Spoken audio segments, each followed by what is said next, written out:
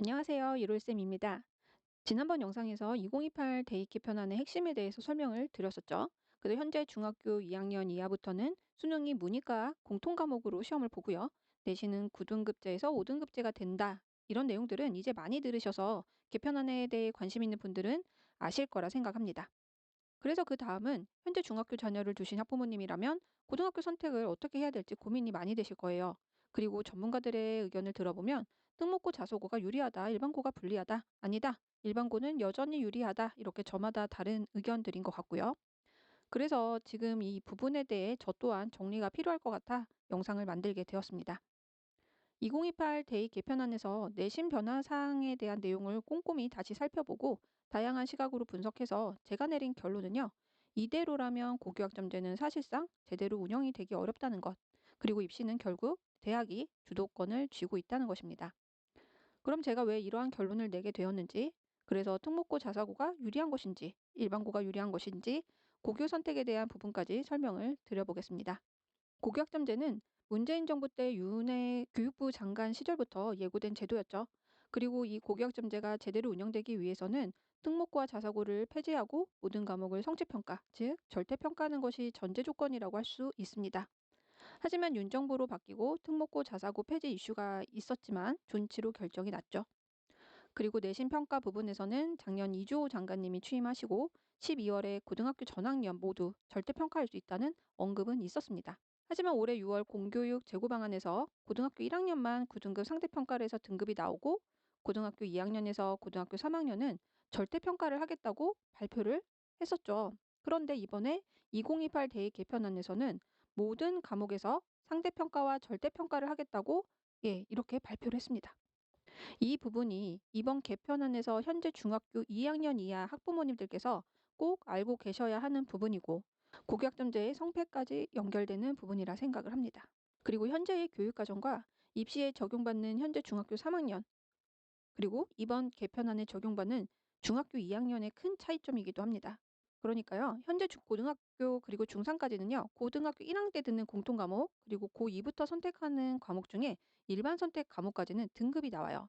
이 예시의 성적표를 보여드리면 현재 중학교 3학년까지는 공통 과목과 일반 선택 과목은 9등급제 상대평가이기 때문에 이처럼 원점수, 과목 평균, 표준 편차, 성취도, 수강자 수, 석차 등급까지 나오는 형태라는 것이죠. 그리고 3학년 때 대부분 듣게 되는 진로 선택 과목은 절대 평가를 하고 있습니다.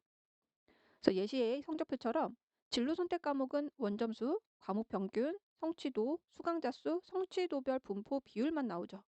즉 등급은 나오지 않습니다. 하지만 이번 개편안에 적용받게 되는 현재 중학교 2학년 이하부터는 어떤가요? 모든 과목에 상대평가와 절대평가를 하겠다고 했습니다.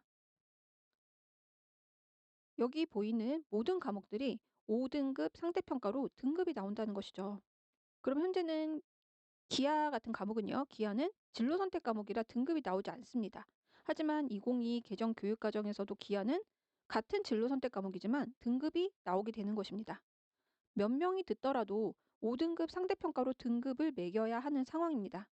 그렇게 되면 아이들이 본인의 진로와 적성에 맞게 교과목을 다양하게 이수해야 하는 고교학점제의 취지와는 상당히 어긋나 보이는 일이 벌어지게 되겠죠.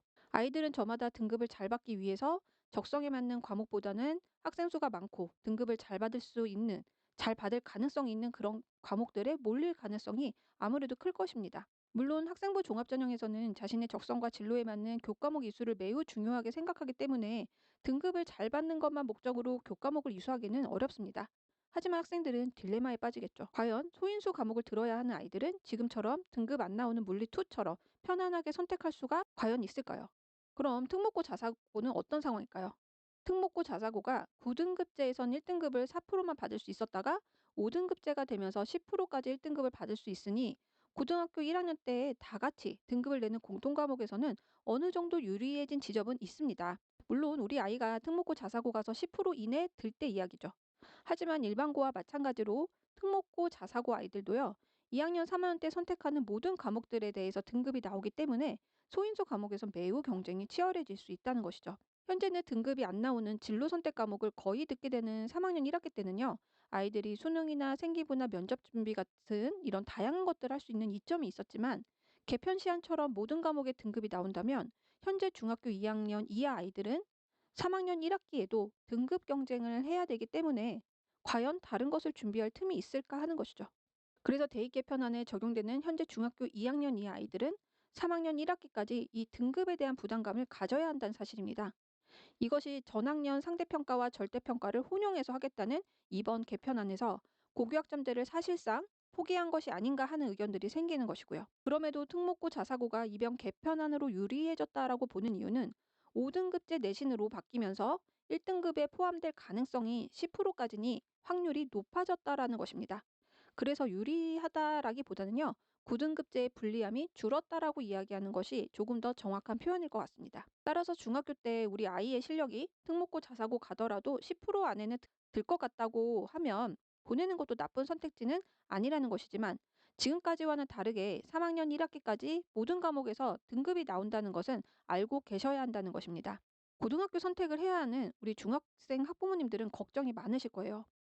사실 모든 과목에서 등급이 나오는 이상 어떤 학교를 가더라도 쉽지는 않다라는 것을 좀 전제로 말씀드려 보겠습니다. 예를 들어 이제 지역 자사고 이렇게 자사고도 아이들이 많이 선호를 하죠. 그리고 이런 학교들은 학생부 종합 전형에 강점이 있는 그런 학교들이 많습니다. 그런데 현재 중학교 2학년 이하부터는 성적표에 표준 편차가 나오지 않는다고 했죠. 이 표준 편차는 대학들이 고등학교의 수준을 대략 알 수 있는 지표였습니다. 블라인드 평가지만 표준 편차와 커리큘럼을 보고 대략 이 학교는 어떤 자사고인지 짐작은 할 수가 있었을 거예요. 하지만 이제 표준 편차가 나오지 않으니까 커리큘럼만 가지고는 이 학교가 어떤 학교인지는 사실 구분하기가 어렵게 되었다는 점이 있습니다. 그리고 특목고 중에서 외고는 유리한 점이 생겼다고 보는 입장이 많습니다. 문이과 통합수능을 치르게 되면서 문과 성향인 아이가 외고에 들어가서 외고에 이런 특수하고 퀄리티 높은 교육과정과 활동들을 해서 학생부를 잘 채워놓으면 일단 문과 쪽의 학생부에는 경쟁력이 반드시 있겠죠. 그리고 내신도 5등급제가 되니까 어느 정도 완화된 이점도 생겼고요. 그런데 드물겠지만 나중에 이 아이가 수능이 잘 나온다면 통합형 수능이기 때문에 메디컬 계열도 갈 수 있다라고 보는데 저는 이 부분은 조금 생각을 해봐야 될 것 같습니다. 왜냐하면 이제 의대나 이런 부분들은 아직 확정은 아니지만 심화 수학을 더 볼 수도 있거든요. 그래서 이거는 좀 공청회까지 가봐야 아는 사안이기 때문에 통합형 수능이기 때문에 문과 아이들이 무조건 의대를 갈 수 있다라고 생각하는 것은 조금은 생각해 봐야 될 문제라고 생각을 합니다. 하지만 외고한테는 유리한 지점은 분명히 있다라고 저도 생각을 합니다.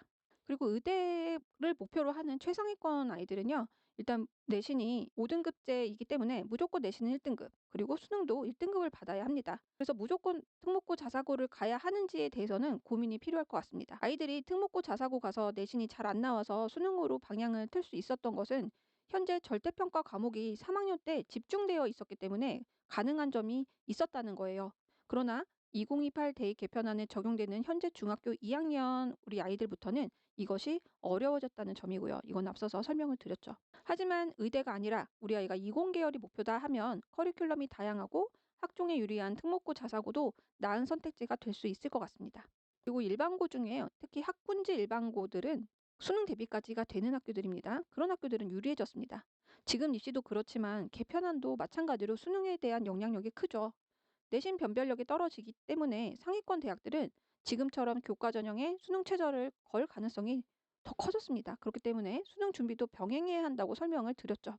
그래서 내신도 5등급제로 완화돼서 1등급도 10%까지 문이 넓어졌고 수능 대비도 함께 할 수 있다면 일반고 이점은 분명히 있다는 것이죠. 그럼 대부분의 일반고도 마찬가지로 내신 등급 경쟁에서 완화된 점이 생겼으니 등급을 잘 받고요. 학교에서 수능 대비를 시켜주지 않더라도 수능 대비도 함께 해야 한다는 점을 기억을 하셨으면 좋겠습니다. 네, 물론 수능 대비를 시켜주지 않는 평범한 일반고에서 내신 대비도 벅찬데 수능을 함께 병행한다는 것이 말처럼 쉽지는 않습니다.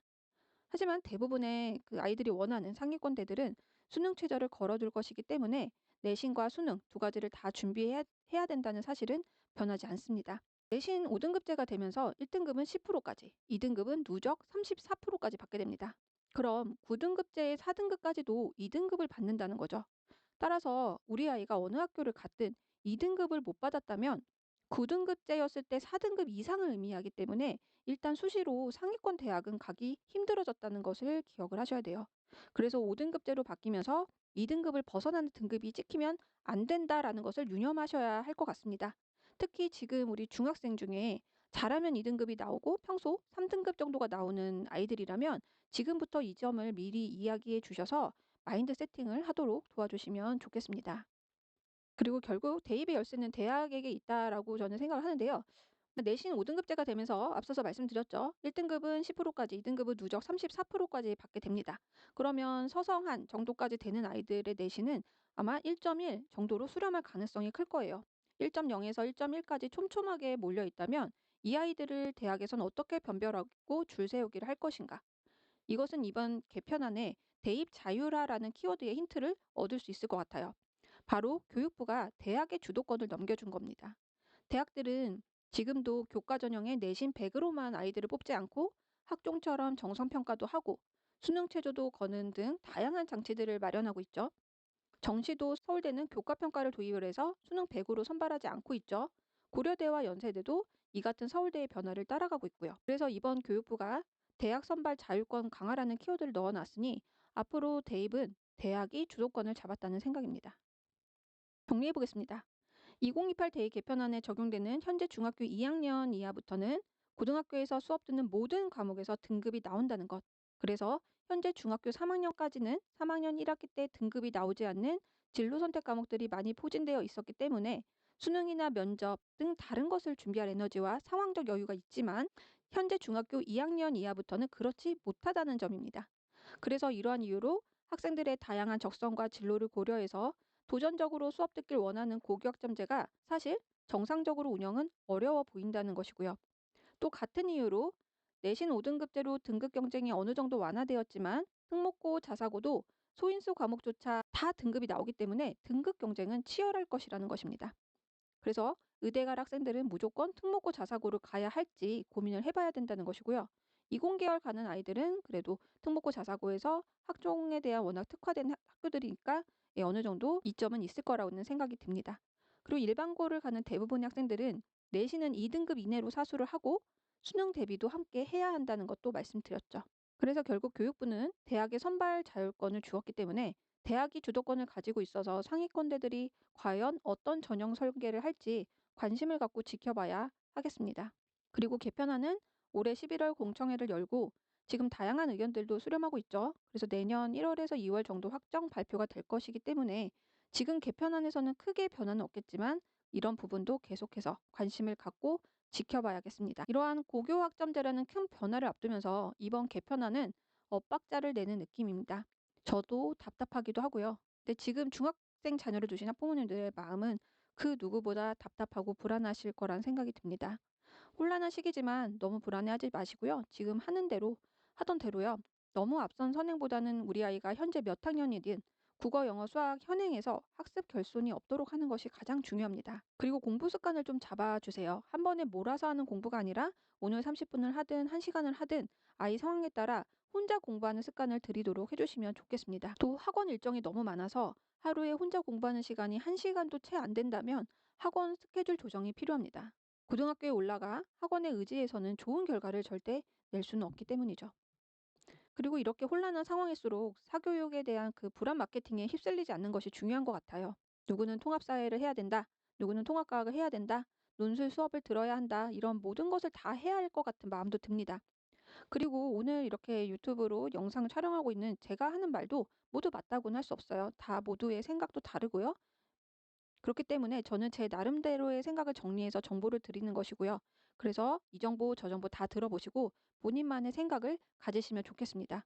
그리고 그 모든 것의 기준은 내 아이가 되어야 합니다. 저도 계속해서 소중한 우리 아이들이 갈 방향성을 잃지 않게 어느 한 곳에 치우치지 않고 정확하고 명확한 정보를 드릴 수 있도록 노력하는 이롤쌤이 되겠습니다. 지금까지 영상 시청해 주셔서 감사합니다.